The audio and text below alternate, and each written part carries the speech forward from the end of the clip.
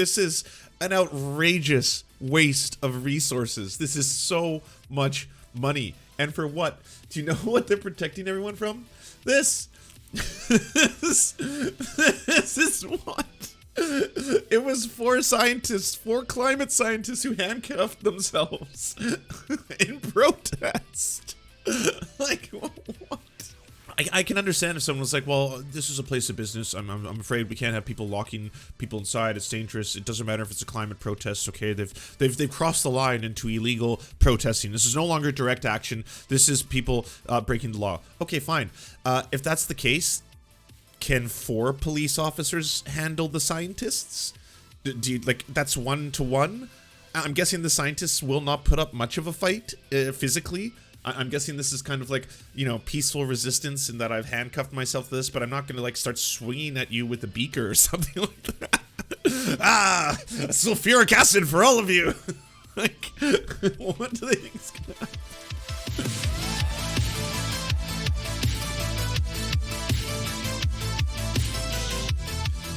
I don't know if you saw this yesterday. Some of the footage is pretty intense though, but the LAPD is out in force. Look at these officers defending justice. It's a lot of them, heavily armed, got tear canisters, gear. I mean, LA, this has got to be pretty expensive, right? This is what they're doing.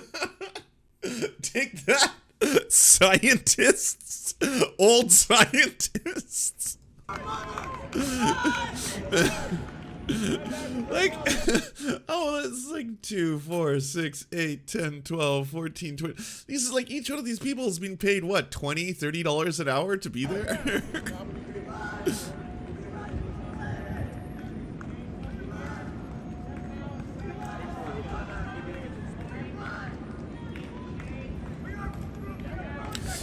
And look, I am not the ACAB channel. I do not start my show by saying, hey, by the way, everyone, did you know all cops are bastards, abolish the state, memes, guillotine the rich, eat them then, all that kind of stuff in Roblox.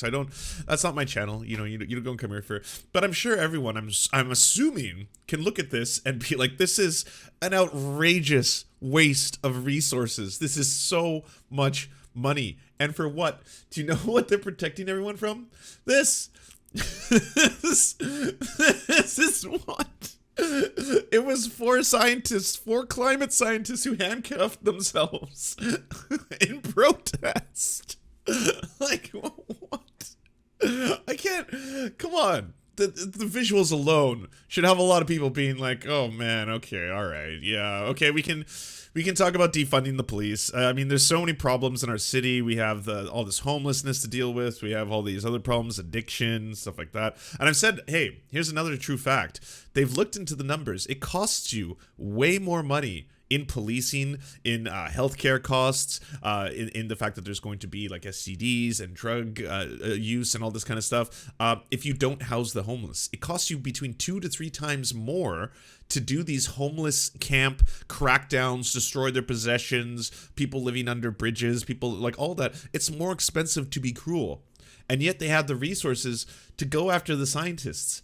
And look, I can understand if someone was like, well, this is a place of business. I'm afraid we can't have people locking people inside. It's dangerous. It doesn't matter if it's a climate protest. Okay, they've crossed the line into illegal protesting. This is no longer direct action. This is people breaking the law. Okay, fine. If that's the case, can 4 police officers handle the scientists? Do you, like, that's 1-to-1? I'm guessing the scientists will not put up much of a fight physically. I'm guessing this is kind of like, you know, peaceful resistance in that I've handcuffed myself to this, but I'm not going to like start swinging at you with a beaker or something like that. Sulfuric acid for all of you. Like, what do they think is going to happen? Dozens arrested as scientists worldwide mobilize to demand climate revolution. More than 1,000 scientists across the globe chained themselves to the doors of oil-friendly banks, blocked bridges, and occupied steps of the government buildings on Wednesday to send an urgent message of international community. The ecological crisis is accelerating, and only a climate revolution will be enough to avert catastrophe.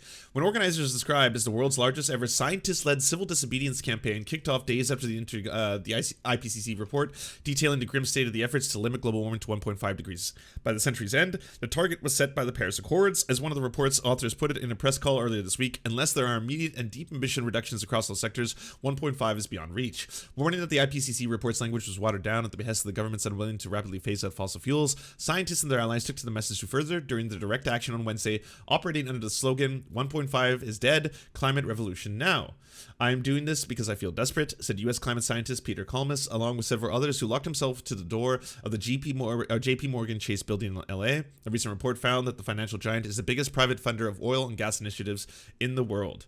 Now, again, some things you can do outside of direct action is pull your money out of these institutions, pull your money out of these banks, divest from these banks, make it less financially viable for them to do this.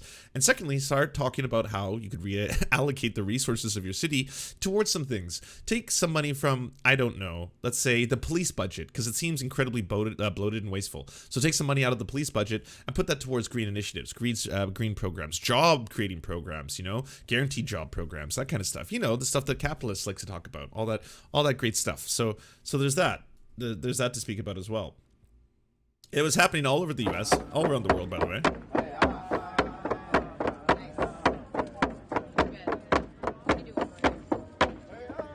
I do appreciate that all the scientists as well are wearing white vests, just so we know, because for me, I might have been like, that doesn't look like a scientist. I don't know if I believe this so-called science, but now I'm like, oh, okay, yeah, all right, makes sense. Okay, now I see it happening in Madrid.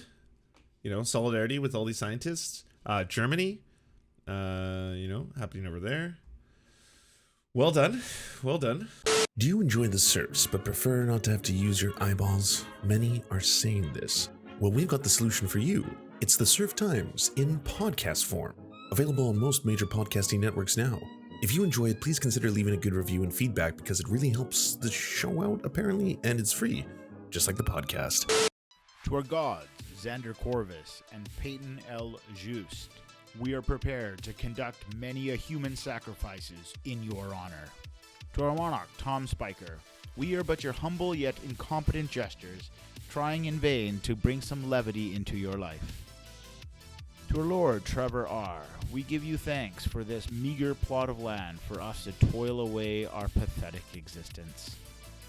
To our brave knights, Carl Wauer, Tony, D.M. Rivera, Resident Scarecrow, Sir Nickus, Mayred, Cheryl Alvarez, Ruben Kelly, Brandon, Words Greenwood, Nate, Hegbert Celine, Matthew Scarborough, Stellar Vision, Ariane McCarthy, Daniel Sutton, Coulter Smith, Jenna Tal, Quiet 185, Anna Loves Riley, Omni, Riley and Anna, Poodlehawk, The Tim Caucus, Multimondi, Trevor Janis, Lemmy 101, Anthropophojak, Saren 42, Catherine, Ramon Acosta, Nkosin, Agent NDN, Violent Orchard, Political Puppy, Andreas Chiringuito, Zach Christensen, Todd Buckingham, and Todd Lajeunesse. We salute our mighty heroes off to conquest some bread in some far-off land.